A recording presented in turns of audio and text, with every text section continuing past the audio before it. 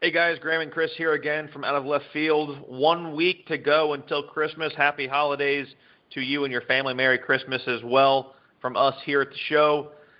A lot of stuff going on in baseball. At the same time, not a lot is going on in baseball.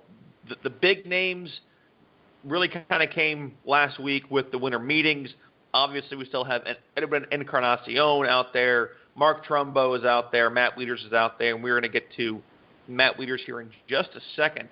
As far as Encarnacion goes, the expectation is a couple of weeks before he signs. Could be even later or I should say early into next year before spring training. It may be a little bit of a time before we see a team that signs Edwin Encarnacion. But we put this out on our Facebook page, Out of Left Field, hosted by Chris and Graham, on our Twitter page, at OO Left Field, and on the Out of Left Field baseball community on Facebook.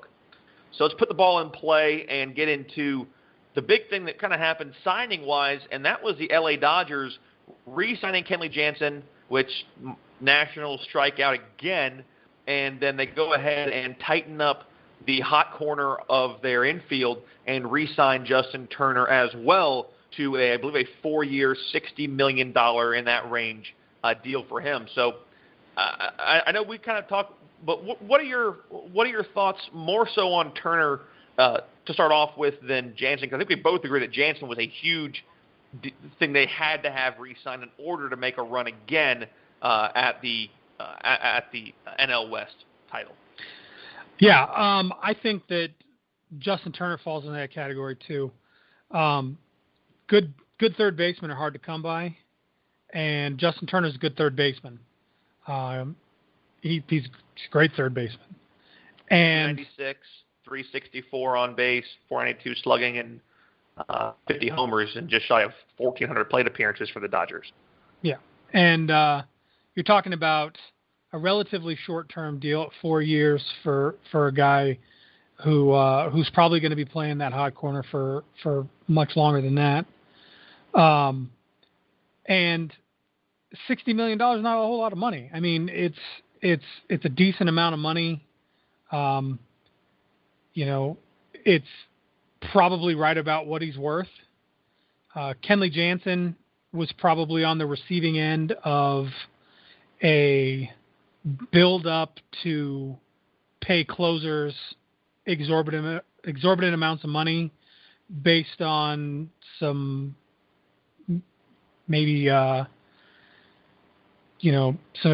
things that went on this season that put closers in a spotlight and made them able to earn that sort of money.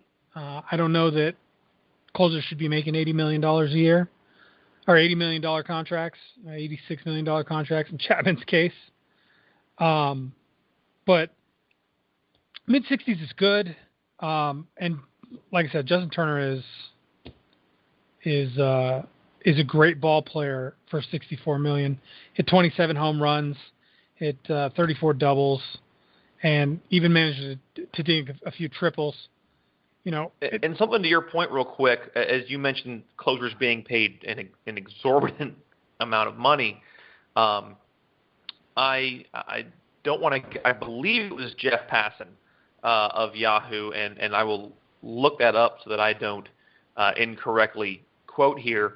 But he came out and showed his Hall of Fame ballot, which we'll be getting into here. And it was Jeff Passan, and we'll get into this in a couple of weeks as the Hall of Fame vote goes in. We find out who the new class is going to be. But he made a very, very big deal, and it kind of went public. He and Carl Ravitch from ESPN had a pretty big difference of opinion here.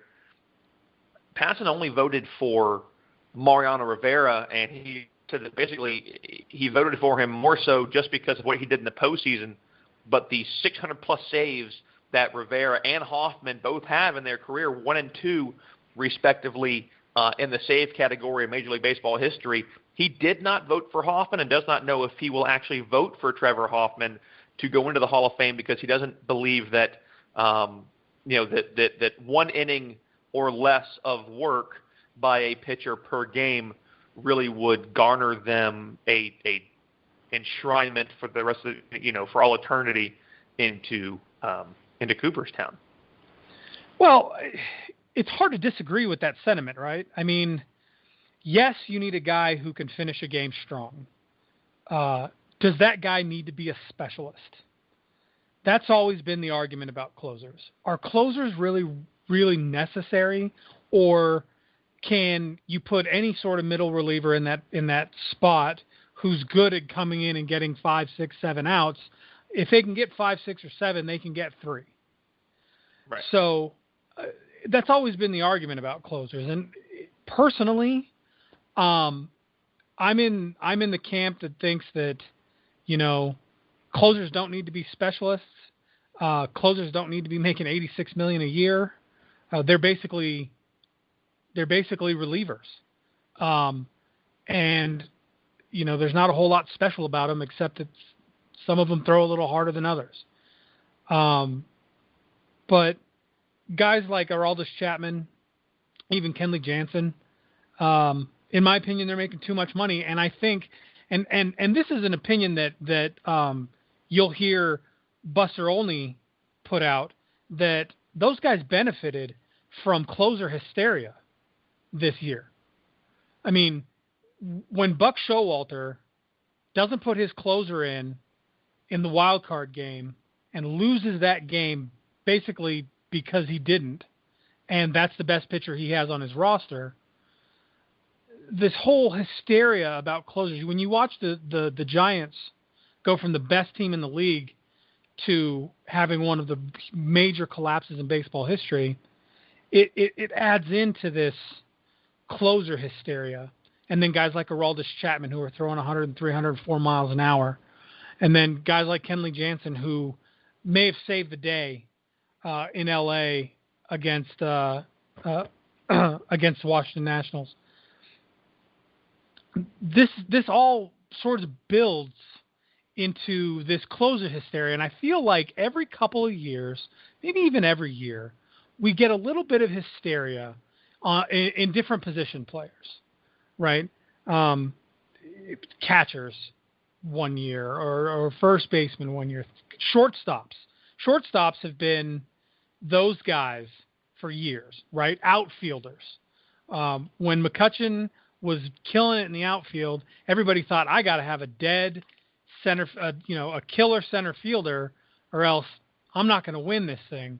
And then, they put the focus on center field. Center fielders started getting paid hundreds of millions of dollars. And these are the things that happen. Right fielders. Now you got guys like Bryce Harper looking at $400 million contracts to play right field. When I was a kid, right field was where you put the kid you didn't want to play with. Sounds like a little bit of bitterness from your past there, Chris. I played first base, sir. But you got these guys playing right field and prospectively making $400 million because of this hysteria that builds around the position through the course of a season. Bryce Harper had an MVP season. Now all of a sudden right fielders are in season. And that's what Kenley Jansen or Aroldis Chapman benefited from this year. I don't think that closers are as special as everybody is making them right now. Well, no, because, let's look at how many closers we've seen in the past that have it and then lose it. And it's easy for them.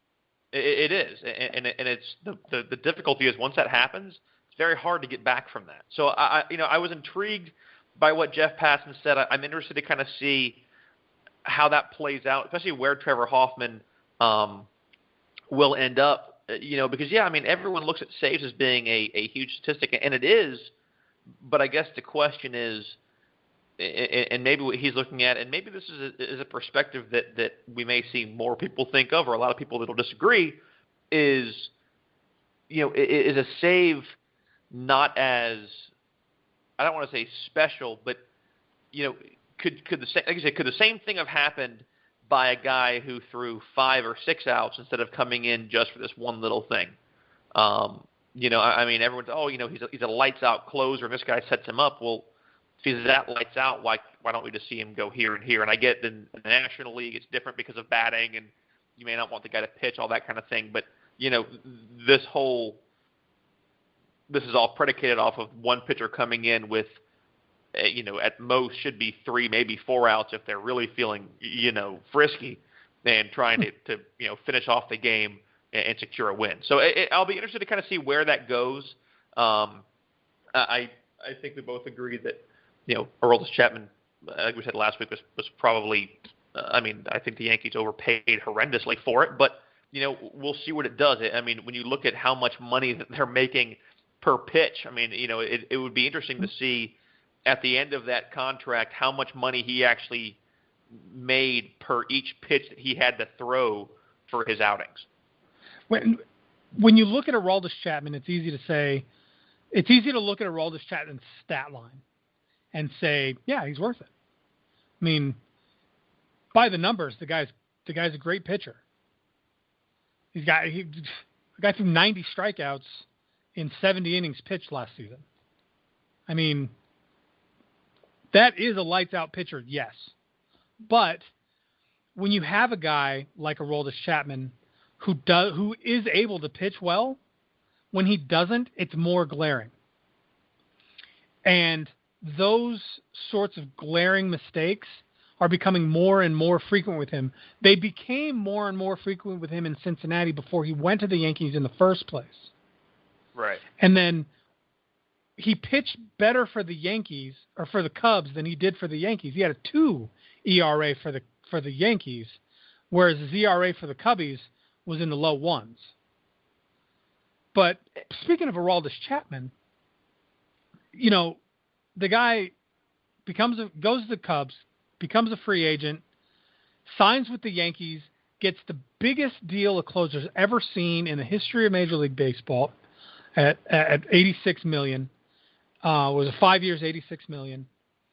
And then days later, weeks later, sits down in a conference call and calls out Joe Maddon for how he was used in the World Series, which, in my opinion, Bush League move. Just completely unnecessary. Yes, I will admit that there are some questions about how he was used, whether he should have pitched the 9th inning of Game 6 and gone 50 pitches. I think the questions are more off of Madden's potential apparent lack of confidence in his bullpen as a whole. That, right, to me, is more where the question lies than how he used Chapman, especially if like you're saying, this guy's making $86 million. And an interesting note is the Dodgers, it's come out, made a pretty hefty run at him. And he turned it down. They offered him from what I've seen and read, the differences in prices were negligible. But once this deal was finalized with New York, the first thing that came out is that Chapman put in a no-trade clause to all West Coast teams. So apparently, maybe he's just an East Coast bias, prefers it there. But yeah, I'm with you. To me, first off, if he's making this much money, why are you? He kind of talked out of both sides of his mouth, and I want to read you a couple of quotes here that he said, and this is coming from. This was quoted off of ESPN.com by ESPN senior writer Andrew Marchand, and Chapman said, "Quote: Personally, I don't agree with the way he used me, but he is the manager and he has the strategy. My job is to be ready to pitch. However many innings that is, I need to be ready for that. I need to go in and do my job." He went on to say, "There were a couple of games, but the one I can point to is Game 6. The game was open, and I don't think he needed to leave me in the 9th. The important game was going to be Game 7 because we had that game almost won. The next day I came in tired," and basically, believes that was what caused him to give up the home run. But then on the flip side, on the same, in the same conversation, he's quoted as saying, "I never told him about my opinion with the way he was using me. The way I feel as baseball players, we are warriors. Our job is to be ready to do what we need to do on the field. They send me out there to pitch, I'm going to go out there and pitch. If I'm healthy, I'm going to go out there and pitch. If I'm tired, I'm going to go out there and pitch." or I'm sorry, if I'm tired, I'm going to put that aside and just get through it. It is kind of like a warrior. They send you somewhere, and you have to go there, and your mentality is you have to go there and do your job. So, to me, if you're going to finish off with that statement, then what are you crying about? Yeah, exactly. Well, if you're going to call yourself a warrior, then you need to have not made this statement in the first place. My problem with the whole thing is he says he came in tired, which, okay, he threw 50 pitches for the first time in his career. I get it. 50 pitches at 103 can tire you. But let's not remember that the guy threw 70% sliders that night. Right. So in reality, the guy threw maybe 15 fastballs. That's not more than he's used to throwing. And that slider was working for him.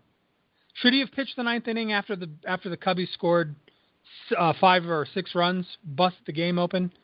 No, he shouldn't have. Right. He should have been sat. They should have warmed somebody up and just had a Montgomery or somebody come out and finish the game. And I think it was pretty clear by the end of Game 7 that Montgomery, seemed pretty comfortable, in a high-stress role. If he can finish out Game 7 of the World Series in a tight extra inning game after rain, I don't think he'd have had much trouble, finishing off Game 6. Montgomery might be taking a hard look at that job, too.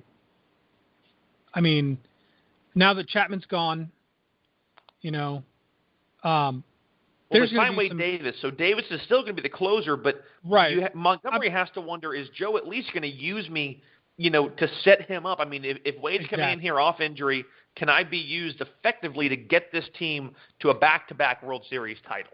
Exactly. And I think that Maddon did show a little bit of distrust, especially in a guy that showed throughout the postseason that he could get the outs when he needed to get the outs. Montgomery pitched lights out against the Giants. He pitched lights out against the Dodgers. To not use him in the World Series sort of is a slap in the face to the guy. But let's go back to what Aroldis Chapman is saying. So Aroldis Chapman pitched 50 pitches and then says that he's tired the next day. Okay, I'll give him the benefit of the doubt of being tired. Well, to be fair, there's a travel day in here. He's still got a day of rest. I know 50 is a lot for a closer, but he did get a day off built in there. Right. He got a day. He came in the next day and was tired. So then game day, he should have been ready. Right? You'd hope so. That's just my, this is a guy that you're paying millions of dollars to go out there and possibly throw every night in close situations. So if he can't recuperate from 50 pitches with a rest day, there are times where a guy might throw 20 or 30 pitches in a single inning if he gets into trouble. Right. So if he can't recuperate with a rest day from 50 pitches, and then he says, okay, so he came in and he was tired, but he has to get past that. He goes out and pitches, but he blames the being tired from the 50 pitches for the home run that he gave up. And here is where I have a problem with this statement. Because if you watch that home run, it was a beautiful pitch, it was perfectly placed, and it was at 103 miles an hour. The glove barely moved. He didn't give up a home run. He got hit. Right. And so if you're going to blame being tired on a flawless 103 mile an hour pitch, then maybe you should be tired more often, because he didn't show control like that, in my opinion, throughout the rest of the series. I agree. To me, it doesn't. I'm actually watching the replay here, and David Ross's glove hardly moves. It was a bottom of the zone pitch at the knees. You and I actually went over this after it happened when we kind of broke down the World Series, and I asked you because the big thing here is Rajai Davis choked up on the bat, so he had some extra bat speed. The barrel, granted, may have been an inch or two, in a different position than normal, but that allowed him to barrel the ball up. And, Right. you get a good swing on power. That's exit velocity was going to be over 100 miles per hour. Right. Joe Maddon did respond, and I want to read that for you. He said, this was with the New York Post, Kevin Kernan, in an interview, and he said, quote, "Would I do it differently? No. There is no Game 7 without winning Game 6, and there is no Game 8 if you don't win Game 7. That's why you do what you have to do," end quote. I certainly understand his point. I don't think there's any question that, he's right. The only thing that I understand, 42 pitches, especially if it is certainly more than he was used to. I understand why he thinks if Maddon made a mistake in how he was used, but just don't say it, man. We've already broken down that Joe probably should have utilized the bullpen differently, especially with the lead that you had. But, right. And I get that, he looked, and he did in Game 7. He looked tired in Game 7. I think everyone knew that he was. I don't think anybody needed to hear him say anything. But at the same time, the whole reason that home run happened wasn't because he was tired. It was a great Right. pitch. It was just exactly. It was just a better swing. Yeah. So here's my problem is you win a World Series. So you got your ring, then you got your free agency, then you got your $86 million contract from the team that you want to play for, and then you wait a couple of weeks, and then you start bad-mouthing your old coach. I have a problem with that. Whether he has an actual gripe or not, I have a problem with it because it's over. You won. You have your ring. You have your $86 million contract. Shut up, keep your mouth shut, and pitch the ball. Right. Especially if you're going to a team who's looking, maybe maybe it's his passive aggressive way of trying to tell the Yankees don't do that to me. Don't try and pitch me multiple innings. I'm a one inning guy. I'll go out there and maybe give you 5 outs. Which makes him even more not worth $86 million. Exactly, and that's what I think what that ends up showing isn't that. I think everybody can understand him being tired, but it's okay. Yeah, it was rough, but we got through it. We got the ring. To me, if that's a struggle that you have, I'm not saying throw until your arm falls off and you blow something out, but if you know that there could be a time when you get, when you're needed for that, then why don't you just go ahead and work on being able to, when necessary, handle that kind of workload, because it's not going to happen every day. It's going to happen in October and early November, and that's it. Right. And, guys, I understand that a lot of what we're saying right now is purely opinion and sounds sort of emotional. So if you disagree with us, by all means, tweet us at OOLeftField. Hit us up on Facebook at the Out of Left Field Facebook page, facebook.com/OutofLeftField. Go to the Out of Left Field baseball community and tell us that you disagree with us. You can even email us if you're that passionate about it. OutofLeftField@gmail.com or OOLeftField@gmail.com. And let us know what you guys think, because, a lot of this obviously is how we feel, not only about the closer role, but about professionalism in general, and especially the lack of it that we believe that Aroldis Chapman showed in this statement. And you bring up professionalism, and I want to mention as well that we are a part of the Grueling Truth family of shows. Check out thegruelingtruth.net for all your college football, Canadian football, boxing, any kind of sport you're looking for. The NBA, we're getting into that. We have all your bowl picks, your NFL picks, all your fantasy needs for your upcoming. Should be in the playoff time. I know we are in the playoff time. I think you ended up securing the 1 seed, and I got the 2. So hopefully we're meeting final series of the year in our league. But check them out at thegruelingtruth.net and at Grueling Truth on Twitter. That's thegruelingtruth.net, where legends speak. speaking about professionalism, we discussed this last week, and it went up.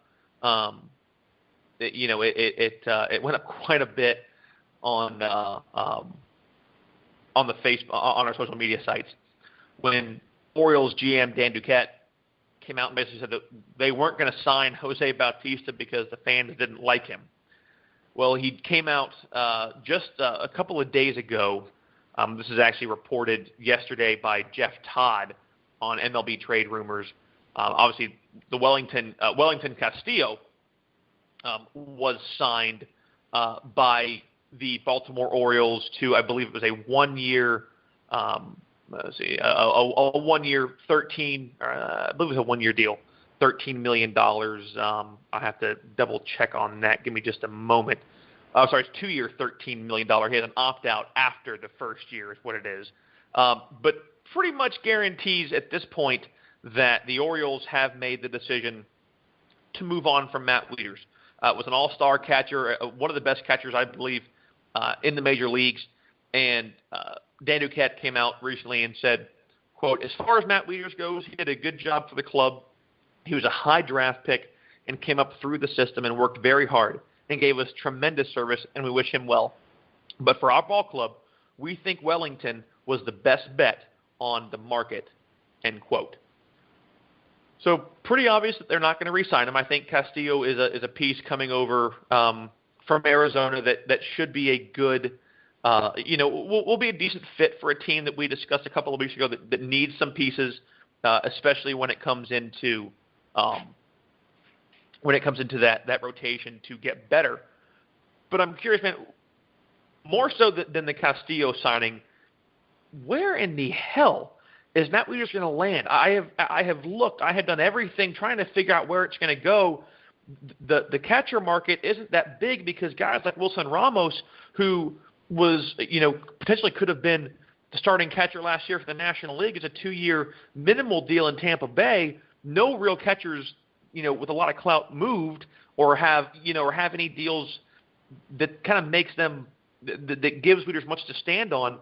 I can't figure out where he's going to go. I know I mentioned Atlanta a couple of times, and I could see it, as someone to kind of help build that team. You get a veteran but a younger player with a good bat and a new stadium to try and drum up some support and some interest in the team.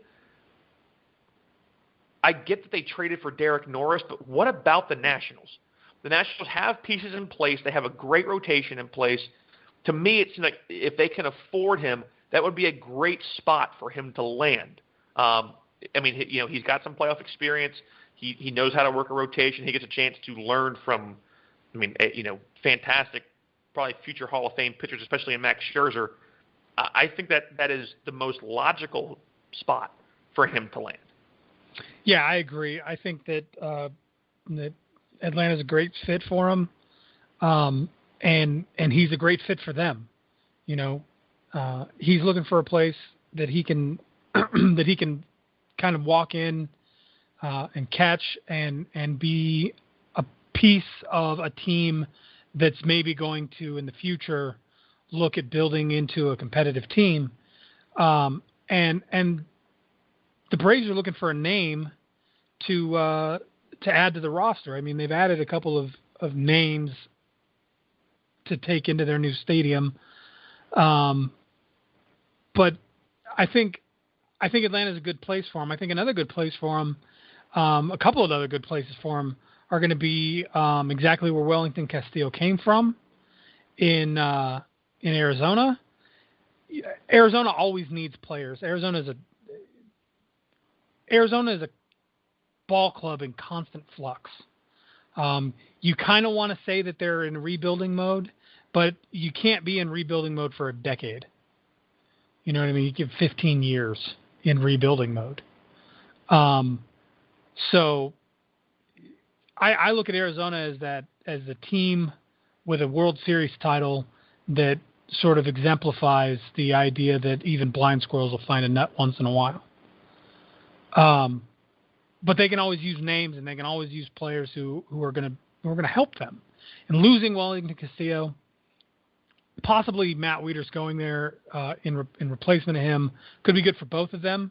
he would have a lot more freedom on the team, like the Braves or the Diamondbacks, just because he would be one of the big name guys. It would be Paul Goldschmidt and Matt Wieters, really. But another good fit for him would be the Nationals. The Nationals need a veteran guy. They need a good catcher. They need a guy behind the dish who is experienced back there. And an all-star caliber talent who can keep up with, two of the best pitchers in the game, assuming that one of them can stay healthy. I don't know. I think we kind of, not saying that we expected it to be, the off season to kind of be here and get done and kind of just wait around for baseball to kind of kick back up into full swing here in a couple of months. But it's kind of mind-boggling to me that, I know Trumbo is still kind of waiting, and I have to imagine he's probably waiting to see where Encarnacion goes. If he takes a qualifying offer from Baltimore, then that pretty much, it is what it is.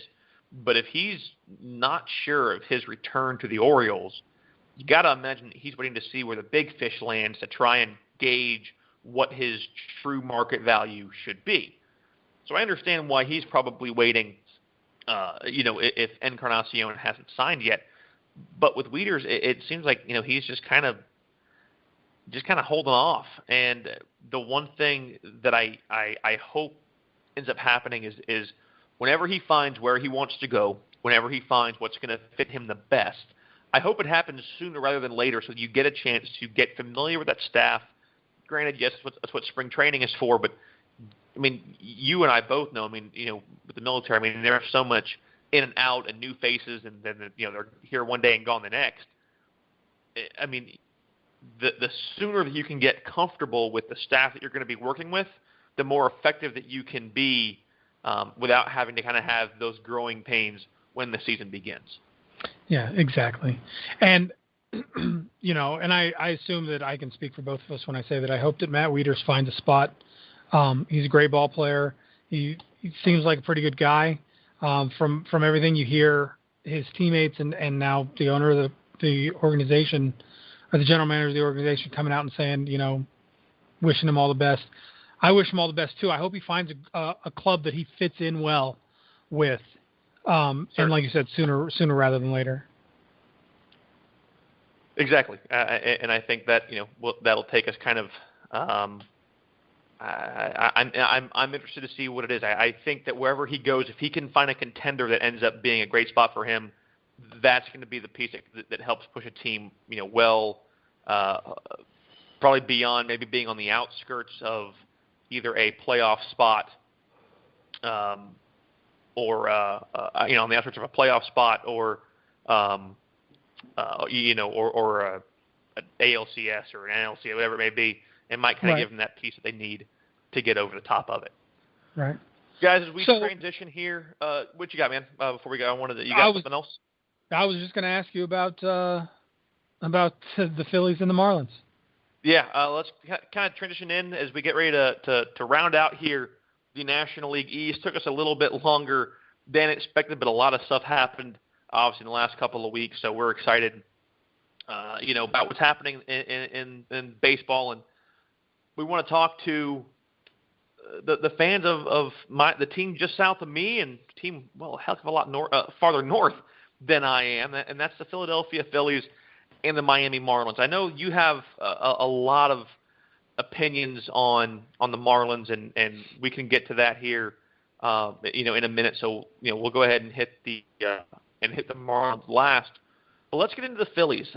Phillies, made news, if you will, that their center fielder, Odubel Cabrera, agreed to a 5-year extension with the club, which is a good thing for them. Obviously, it's a young piece that they've had who has been relatively consistent. He was productive, and last year his stats, a 291 career average, hit 286 last year, had a higher on base and OPS than what we've seen. Had a 361 and 781 OPS total.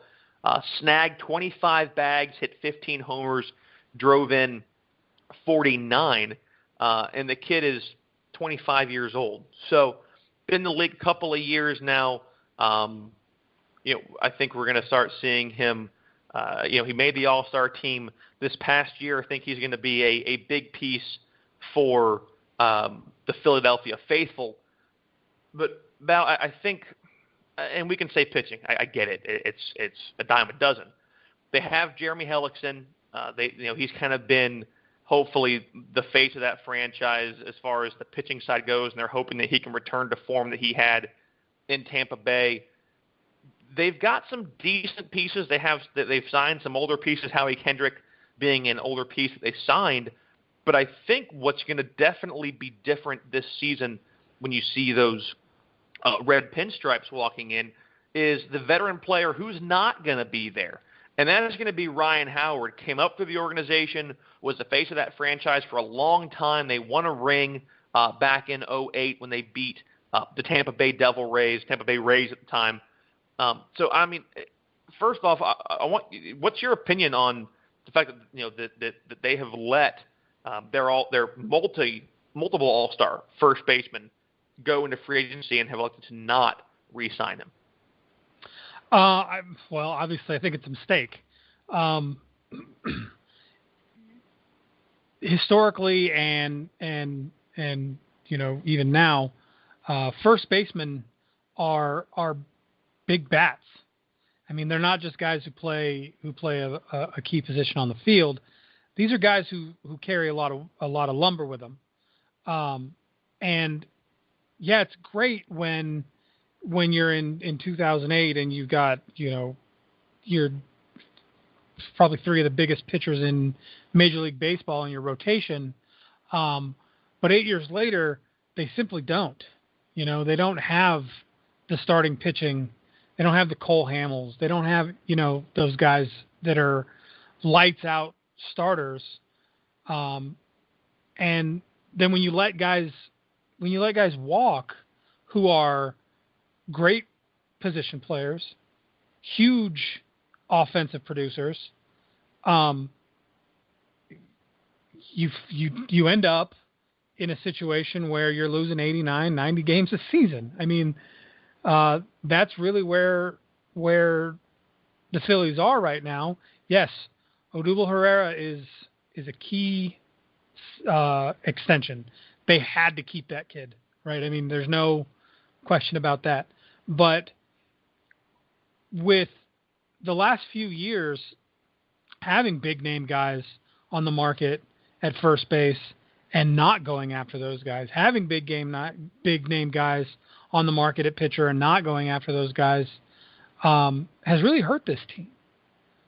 And I feel like had they at least made an attempt to keep some of those big names, maybe they wouldn't be so far back in the rebuilding cycle as they find themselves now.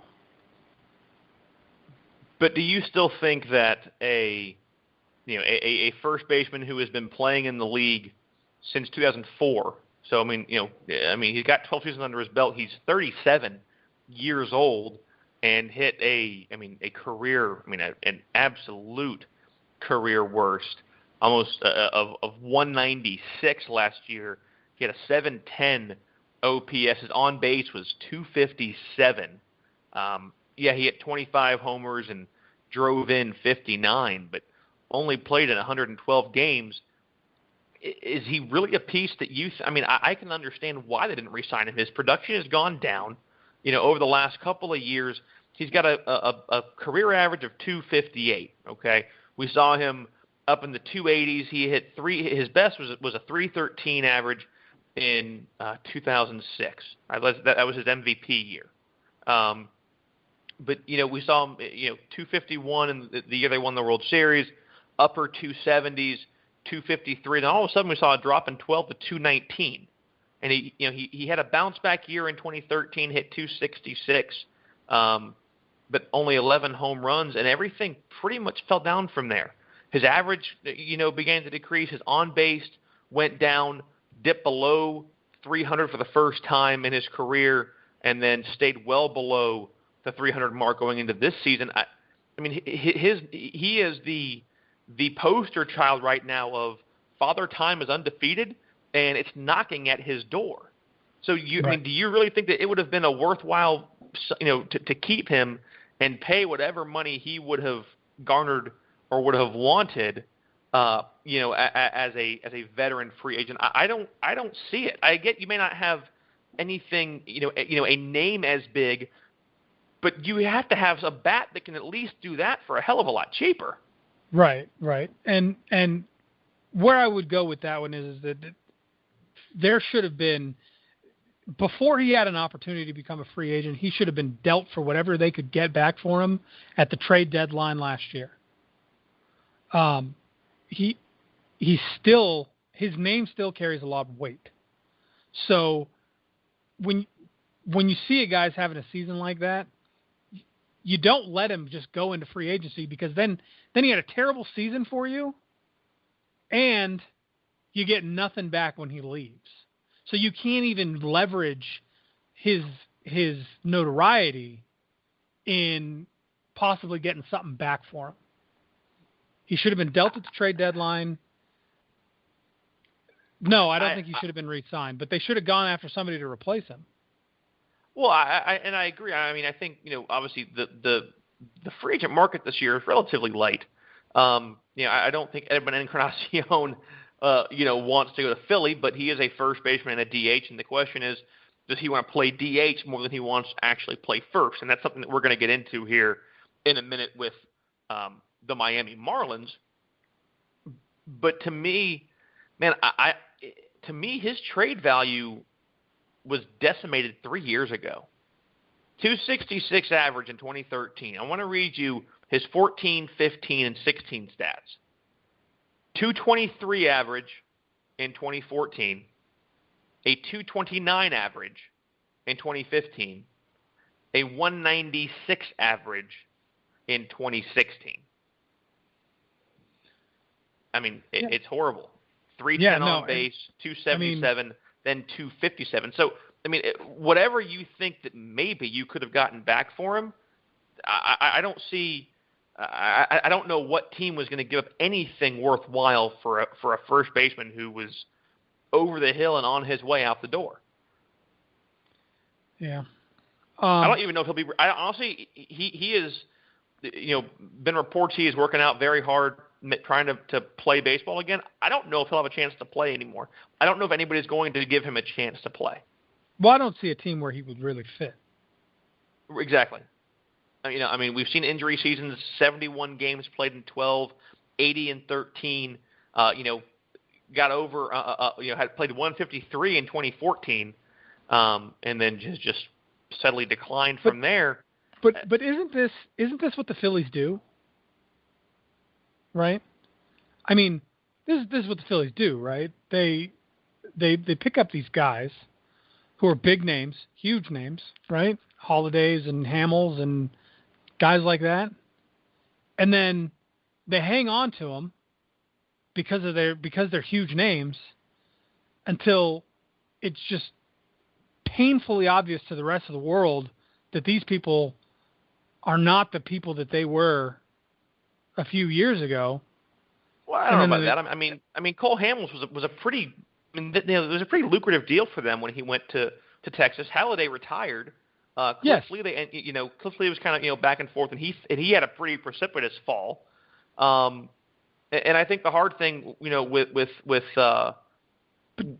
Howard is that by the time that he began to go, you were so far into that deal. Who's going to take this kid at 34 years old and what he was owed? What I'm saying is this is the same mentality you get with people like Jason Worth and what's his name that went to the Angels from the Cardinals? I'm blanking on him. Pujols, yeah. No, this is the same mentality you get. You have these huge names, right? And these huge names are going to garner great contract. And it was a lucrative deal to pick up Hamels when they picked him up. But they picked him up for longer than he was going to be useful to them. And then you're talking Cole Hamels? Yeah. I feel like Philadelphia tries to rebuild by picking up these big names, right? And then they don't pick up any additional pieces because they pick up these huge names. And when they do that, they feel like, well, now I gotta stick to these guys. They're in the same position as the Nationals with Jason Worth. They're like, man, I got to stick to this guy because I gave him a 10-year contract. Right. Well, and then, I mean, Hamels was pretty young when he came through. I mean, he was, kind of a baby when he came up, and they won the World Series. I mean, Cliff Lee and Halladay were really kind of the main pieces. I mean, Halladay kind of cemented himself in that World Series. It's Cliff Lee that I'm thinking of that left and came back. Okay, yeah, because Lee went to Texas and came back. Cole Hamels was just traded to Texas about 2 seasons ago. Okay, right. I'm thinking of Cliff. I was really confused by where you were going there, so I wanted to make sure I was following because I was starting to kind of get a little bit. Cliff Lee's one of those guys. I'm sorry, but I apologize to Cole Hamels first of all for confusing him with Cliff Lee because that's probably offensive to him, and second for mistaking what I'm talking about here, but. Cliff Lee is the guy that I'm talking about. That he goes and then he's a huge name after what he did in the in the playoffs leading up to the World Series against the Giants. And then he comes back to Philly and he's hot and cold. And Philly's in a position now where they went after him really hard. He wanted to go back to Philly, but they had to work to get him back because there were some other teams that really wanted to pick this guy up, not to mention the fact that Texas wanted to keep him. But he comes back, and he's hot and cold, but now Philadelphia has no choice but to hang on to this guy. And I'm not saying that only Philly does this. I mean, teams all over the place do this. Teams in Philly's position all over the place do this. The Angels did it with Pujols. The Nationals did it with Jason Worth, years ago. And they're still, and they signed Worth out of Philly because he had that huge power run with Philly into the World Series, right. And it's still hurting. Right. And Jason Worth is what 41 years old now. I don't think he's. I don't think. 70, I think he's probably 74. Did you say 70? No, I don't think he's 74. No, he's 37. He's like Gandalf or something. He's old. It's just the beard.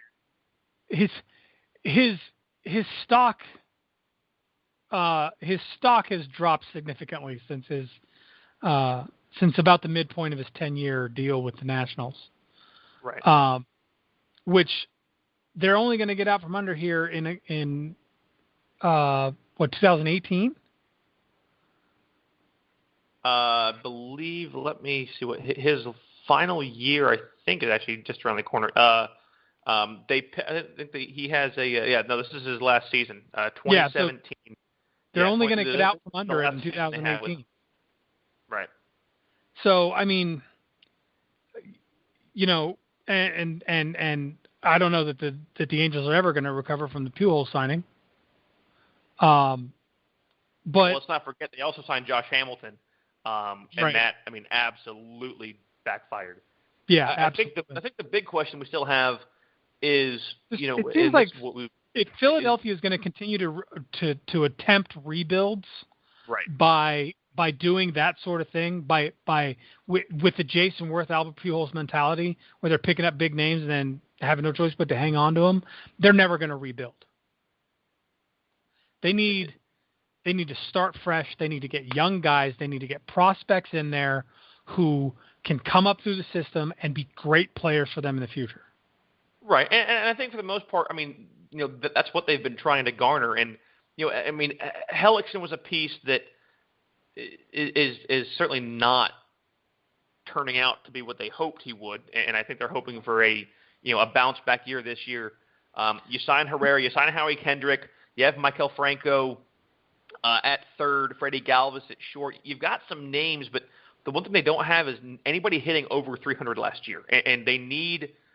Power is great, but you need to have offensive production more than just trying to power the ball. Out of that ballpark, you need guys who can put the ball in play and get on base and be able to drive those guys in. Right. Now, I do like something that they did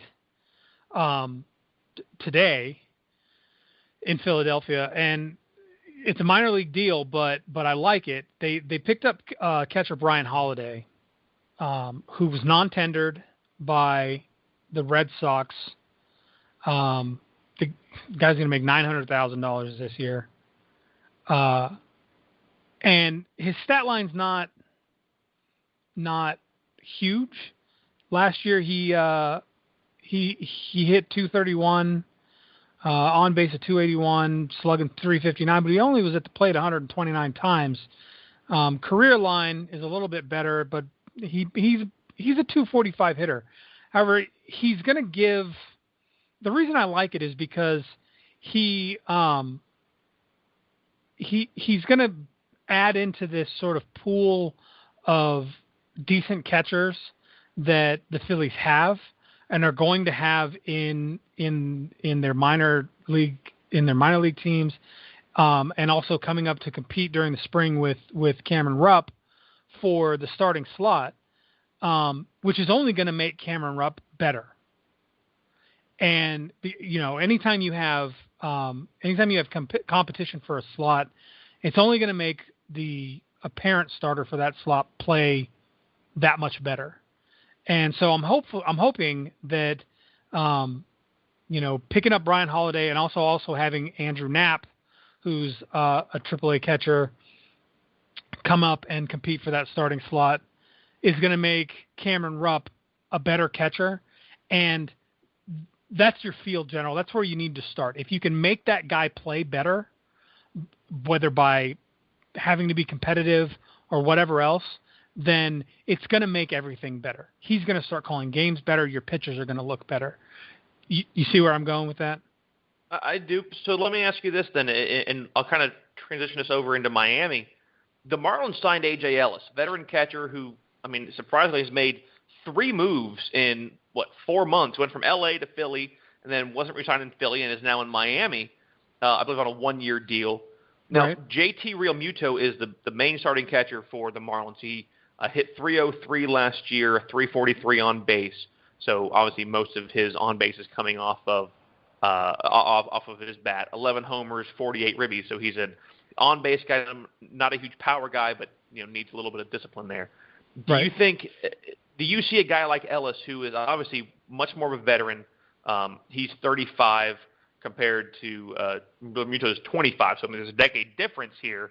Is that going to really push him as much, or is this going to be one of those, we need a backup guy, a veteran guy who can kind of help lead this team, especially after the tragedy that they faced at the tail end of the year? I get the point you were making with Cameron Rupp. Do you see it being the same way here? Because I don't know if I see this scenario being the same as what you described. Not right. saying that I discount or disagree with what you just described. Right. No, I don't see this as the same situation. I see A.J. Ellis as being a guy who's going to come in and provide a veteran presence for a team that's still kind of reeling from the death of Jose Fernandez. And Ellis signed a 1-year deal with the Marlins. So neither the Marlins nor A.J. Ellis expect this to be a long-term thing. They don't expect him to compete for the starting slot. What they do expect is for A.J. Ellis to come in and provide sort of not only a veteran presence, but to be the kind of person who can sit back with Realmuto and make him a better catcher by having a veteran there to maybe coach him along, and we've seen this before, right? In teams picking up guys who are going to help young guys become better players by having the old guys there. Right. So, and I like I told you guys, Chris has, and we've had our arguments on this. Chris has a very impassioned feel about the way that the Miami Marlins deal with their personnel, what they do, with their personnel. And I think a lot of that has come from the fact that we have the untimely and tragic death of Jose Fernandez, and within a couple of weeks, we begin to hear that Giancarlo Stanton might be on the market. So, I don't want to kind of rehash through the idea of, the Marlins don't care about the fans. I am surprised that they were or are considering still moving him, because I don't think you need to. We talked about Edwin Encarnacion, and to me, Miami is a logical and a good landing spot for him. You have Justin Bour right now is the main first baseman. He's 28 years old. He's hitting .264, had 15 homers last year. Certainly not awful. But when you can get a guy like Encarnacion, if he's willing to actually play a defensive position, to me it makes sense, because the Marlins have they have the room to do it. To have a guy like Stanton and Encarnacion, you can't pitch around them both. Okay, you've got D. Gordon, who can get on base. Martin Prado is, he's a veteran. He's over 30, but he's still a solid player. And if Marcell Ozuna can kind of do what he did this past year, he made the All-Star game, albeit as a reserve player and a fill-in for one that couldn't play. I don't recall off the top of my head who he filled in for. I think it might have been Dexter Fowler, but I could be wrong because of the injury that he suffered. But he hit .266. Drove in 76 and knocked 23 out of the yard. So you have guys there who can protect Stanton and can protect Encarnacion if he gets signed. To me, that makes the most sense to sign. And if you can pull him in and still make a decent run at a guy like Jose Quintana or even Chris Archer just up the road in Tampa Bay, now you have someone who can sit behind Adam Conley, or even be in front of him and let Conley still kind of mature. He's a young kid, a huge lefty arm. He's 26, was certainly not expecting to become the face of that rotation. And even though you signed Edinson Volquez away from the Royals, they weren't going to re-sign him. He hasn't been impressive. So, I'm not beating the whole pitching thing, but I really think that an Encarnacion signing and a decent pitcher could put them in a very good spot to at least make a run at a wild card in the National League. And I think that this time right now, when Edwin Encarnacion is the big bat available in free agency right now,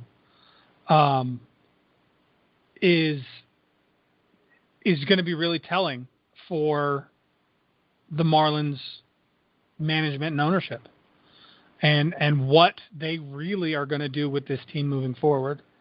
I think that they made a huge mistake, or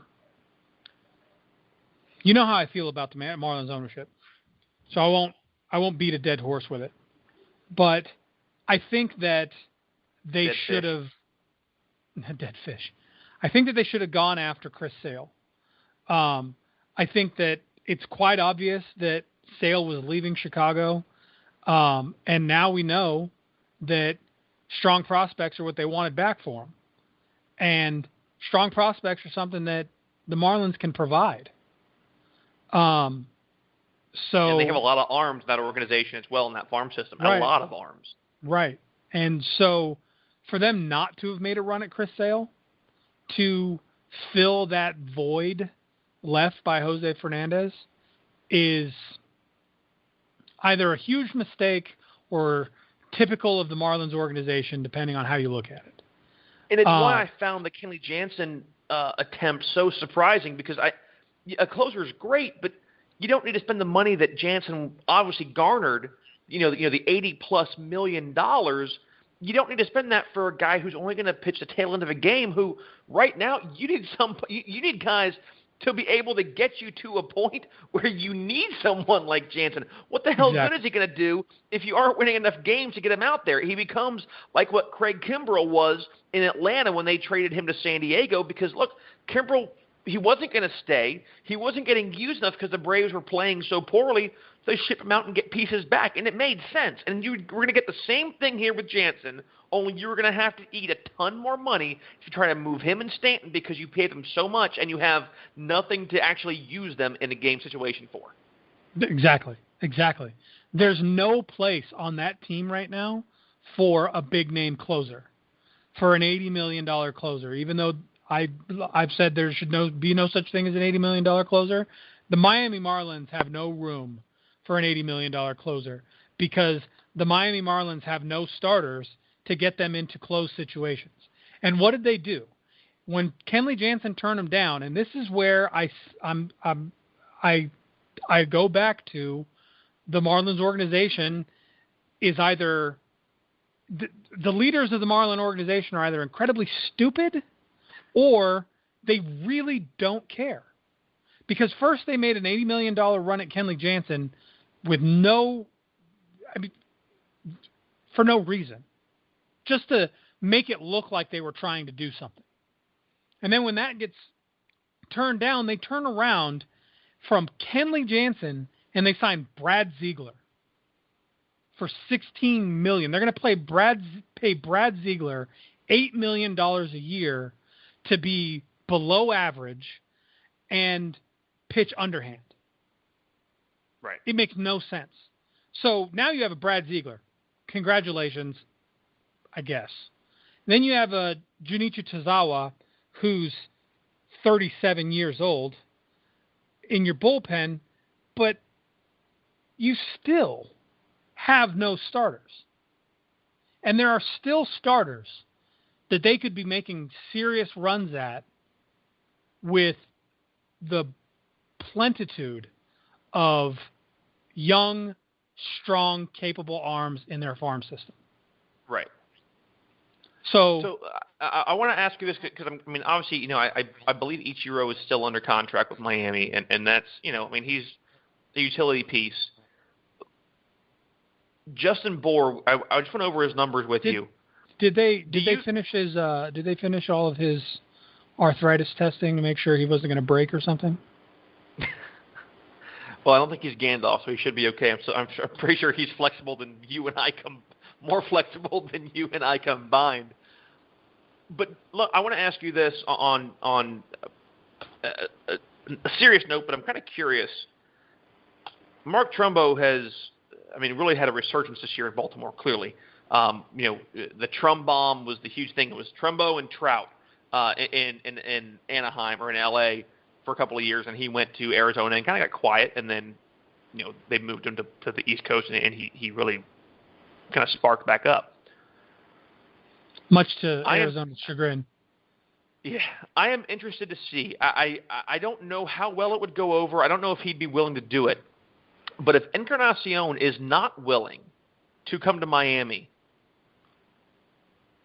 would you rather keep a 28-year-old Justin Bour? Okay, again, I'll read it off to you. He's got a career average of 265, a 335 on base, and an 802 OPS. So very much, he's relatively patient. 15 homers. He's got 39 home runs in his career, and he's been in the league for 3 seasons, 14, 15, and 16.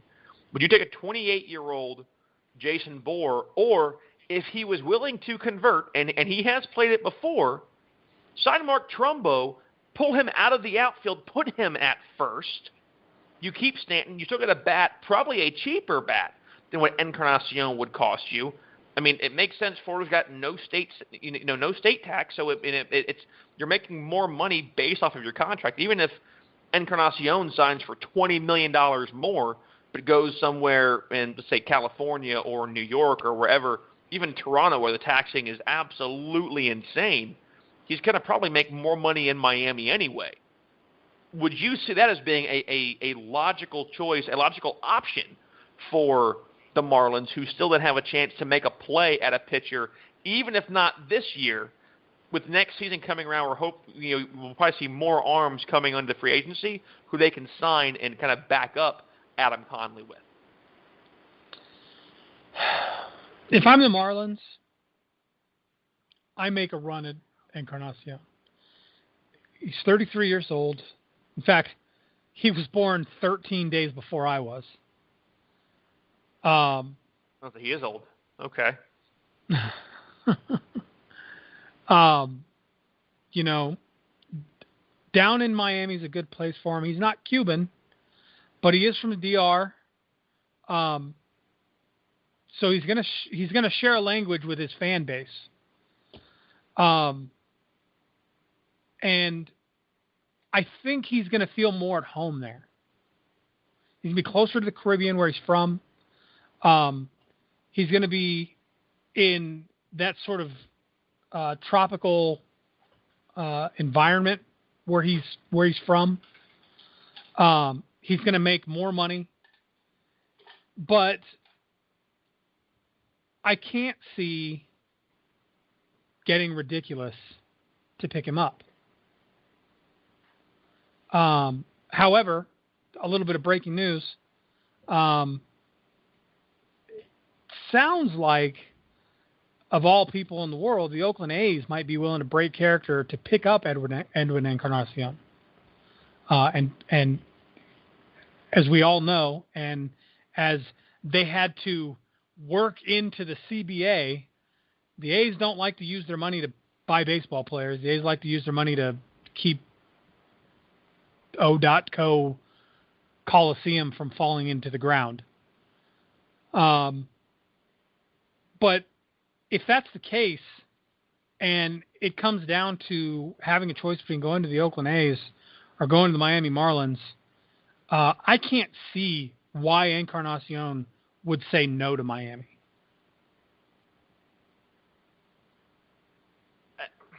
I just can't figure out where he wants to go.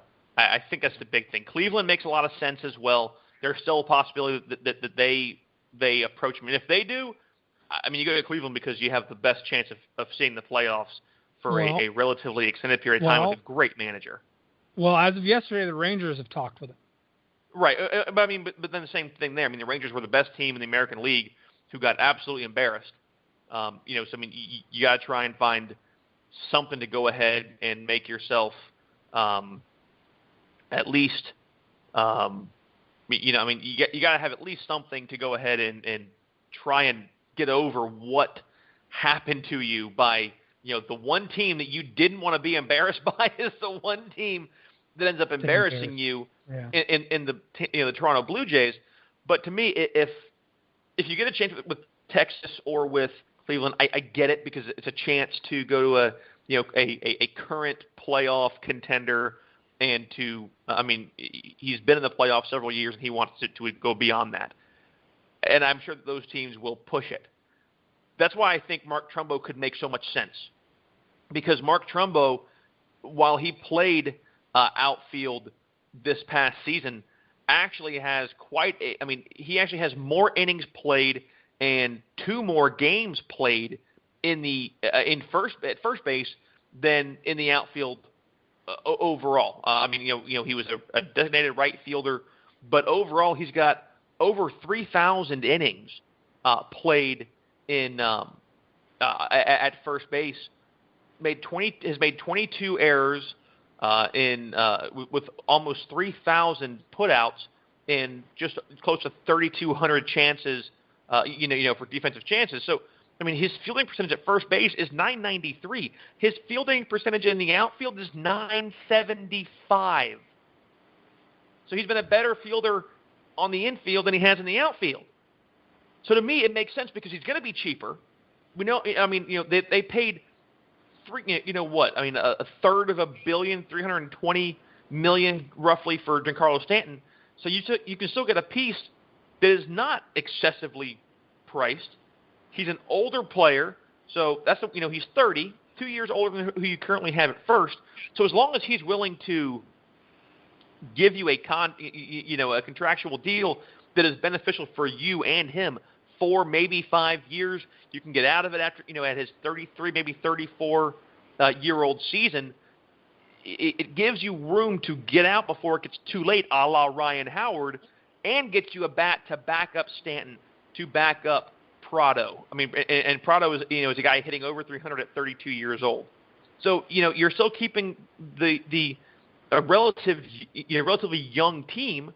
If you can bring in Trumbo and, like I've said, find Quintana, find Archer, get a team who is looking to get out of I mean, hell, I'm not saying he's going to go back to what he was, but if the Diamondbacks want rid of him and Shelby Miller's out there and you think that Miller could act, and you can get a team-friendly deal for a guy who showed a really good prominence in Atlanta, you've got a chance to have something to, and actually make a halfway decent run here, even with the loss of your all-star pitcher in Jose Fernandez. Yeah, no, I agree, but I don't think that a run is going to be made just by picking up a bat. They've got to go after pitching. They have to. They do, and I mean, and like you said, I hope and they have to be smart about that it. they see exactly. Yeah, I mean, you can't. Don't throw money just to throw money, and don't throw money at a reliever. Throw money at a guy who can get you, at least halfway through a game. And that, if you're trying to throw a reliever for halfway through a game, you're going to fail. So, guys, again, we hope that you enjoy the show. Thank you all so much for listening. Want to remind you, please check out our social media stuff at OO Left Field on Twitter, Out of Left Field hosted by Chris and Graham on Facebook. Also, Out of Left Field hosted by Chris and Graham on YouTube. YouTube channel is up. We're trying to put up good content when there's stuff going on. Wasn't a whole hell of a lot this week, so we didn't get your video up, but we are looking at doing it very soon. We're going to try and get some new things going on as well on there for you, kind of get some more interaction, and also interact with us and the rest of the baseball community on the Out of Left Field baseball community on Facebook. On a bit of a darker note before we get off here, I'm not trying to bring the show down on a depressing level, but Craig Sager, longtime Turner Network analyst for the NBA, passed away at the age of 65 a couple of days ago. I didn't know this, but he actually was the young 22-year-old long-haired kid who greeted Hank Aaron at the plate at Fulton County Stadium when he broke Babe Ruth's home run record and got the first interview with him. He was working out of Atlanta, was my understanding. Never even knew it was him. And Sager was an absolute class act, a great person. His SB speech was, something that would bring a tear to your eye. I was really sad, to hear that he had passed away. And I had a chance to go watch the Orlando Magic play last night, and didn't expect it. And they were wearing the Sager Strong T-shirts that you saw guys like Mike and Mike wearing, and a lot of other sports and media personnel. They were wearing those T-shirts all throughout the warm-ups and throughout the game on the bench. So a class act by the Magic and throughout the NBA. Obviously, Greg Popovich, if you saw his comments, he was very melancholy, heartbroken. I'm sure he was very, very close with him. So 2016 has been a really rough year. But Craig Sager, a longtime broadcaster, a great person, gone much too early at the age of 65. Yeah. Yep. So, yep, I agree, and it's sad, and like Graham said, he's not trying to bring the show down on a depressing or sad note, but when a sports legend like that, whether on the field, court, or whatever, or in the announcer's booth, passes, it's something that needs to be discussed, and we send our most heartfelt condolences to his family, and of course to all the fans that he's touched over his very long career.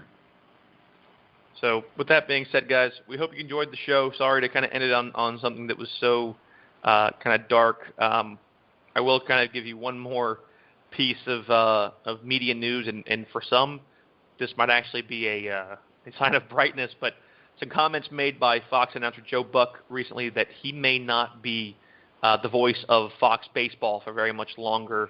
Oh, man. That is good news. You can look up that.